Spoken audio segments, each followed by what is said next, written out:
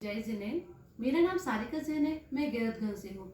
मैं आज आपको इष्टोपदेश से संबंधित एक प्रश्न का समाधान करने जा रही हूँ कि हम किन भावों से तथा कैसा कार्य करने से हमें स्वर्ग प्राप्त होगा और स्वर्ग का सुख कैसा है।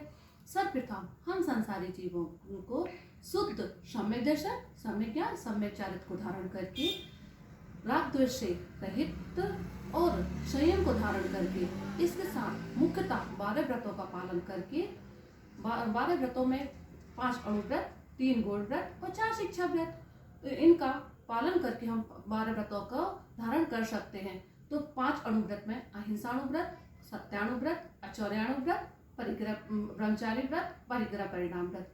तो हम अहिंसाणुव्रत में 5 प्रकार की हिंसाओं का स्थूल रूप से त्याग कर अहिंसाणुव्रत का पालन कर सकते हैं। सत्यानुव्रत में भी हम फालतू का झूठ ना बोलकर, किसी से छोटी छोटी बातों में झूठ ना बोलकर सत्यानुव्रत का पालन कर सकते हैं। आचौर्यानुव्रत में हम किसी दूसरों की चीज को में भाव खराब ना करें, किसी की रखी हुई गिरी हुई चीज को ना उठाए। इस प्रकार स्थूल रूप से चोरी का त्याग करके आचौर्यानुव्रत का पालन कर सकते हैं। परिग्रह परिणाम व्रत, हम अपनी जरूरत के अलावा सारी चीजों का परिणाम कर परिग्रह परिणाम व्रत का पालन कर सकते हैं। ब्रह्मचारी व्रत, हम श्रावक संयम को धारण कर अपने मर्यादा में बंध कर ब्रह्मचारी व्रत का पालन कर सकते हैं। इस प्रकार 3 गुण व्रत में दिग्व्रत, शिक्षा व्रत, अनर्थ, दिशाओं, देशांतरों और फालतू जगह जाने का त्याग करके हम अपने गुण व्रत का पालन कर सकते हैं।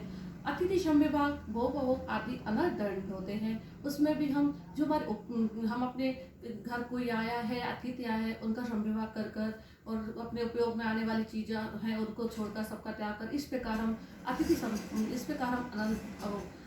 शिक्षा व्रत का पालन कर सकते हैं। तो हम 12 व्रतों को पालन करके स्वर्ग को प्राप्त कर सकते हैं, क्योंकि व्रतों के साथ रहना ही श्रेष्ठ है। सुख सुविधाओं का वातावरण मिलता है और जिस जीव ने व्रतों को धारण किया है उस जीव को हर जगह सुख ही प्राप्त हुआ है और नियम से देवत्व अर्थात स्वर्ग को ही प्राप्त किया है। तो व्रतों को धारण करके नियम से हमको देवत्व प्राप्त होगा।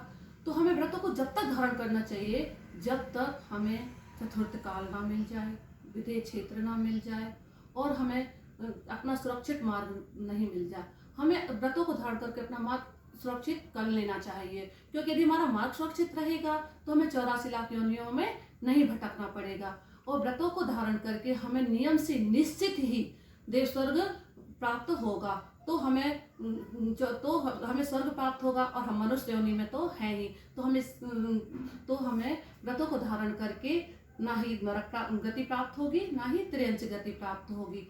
और जो व्रतों को धारण करता है, आचार्यों ने कहा है उससे 2 फायदे होते हैं। निश्चित रूप से व्रतों को धारण करने वालों को 2 फायदे होते हैं कि वह तो मनुष्य गति में तो वो है, उसे त्रियंच गति प्राप्त नहीं होगी और नरक गति प्राप्त नहीं होगी। दूसरा फायदा है कि व्रतों को धारण करने से उसे सुख प्राप्त होगा। यदि हम कहेंगे कि नहीं व्रतों को धारण करने से तो हमें दुख प्राप्त होता है, तो आचार्य कहते हैं कि आपको पक्का समीचीन मार्ग का पर श्रद्धा नहीं है, इसीलिए तो हम सोचते हैं कि व्रतों को धारण करने से हमें दुख होता है। नहीं, हमें व्रतों को धारण करना चाहिए और व्रतों को धारण करके ही हमें स्वर्ग प्राप्त होगा। और स्वर्ग का सुख कैसा है? स्वर्ग का सुख स्वर्ग के देवों को समान है, वह कल्पना से परे है, क्योंकि हमने तो वहाँ का सुख देखा ही नहीं है।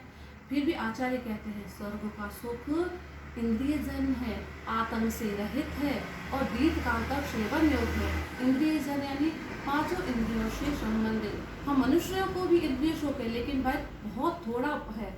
लेकिन देव गति में इंद्रिय जन सुख बहुत बहुत बहुत ज्यादा है और वहाँ का सुख आतंक से रहित है, अर्थात वहाँ कोई दुख नहीं। हम मनुष्य गति में तो आज दुख है कल सुख है, लेकिन देव गति में बिल्कुल भी दुख नहीं है। और वहाँ और स्वर्ग का सुख कैसा है?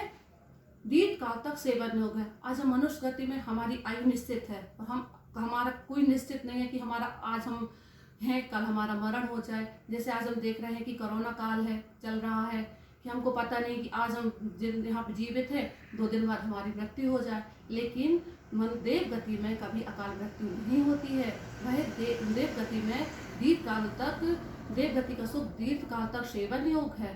अतः इससे यही निष्कर्ष निकलता है कि स्वर्ग का शोक स्वर्ग के देवों के समान है, अर्थात अपार सुख है, अपार सुख है। इसलिए इससे यही निष्कर्ष निकलता है कि हमें हमेशा व्रतों को धारण करना चाहिए, अपने भावों को निर्मल रखना चाहिए, शुद्ध रखना चाहिए, अपने भाव इतने शुद्ध रखना चाहिए कि आगे चलकर हम शुद्धोपयोग धारण करके सिद्ध अवस्था को प्राप्त कर सकें। और इसलिए हमको एक एक सीढ़ी धीरे ही चढ़ना चाहिए। पहले हम 12 व्रतों को धारण करेंगे, उसके बाद हम महाव्रतों को धारण करेंगे, और फिर हम स्वर्ग को प्राप्त करके धीरे धीरे मोक्ष पद को प्राप्त करेंगे। जय जिनेन्द्र।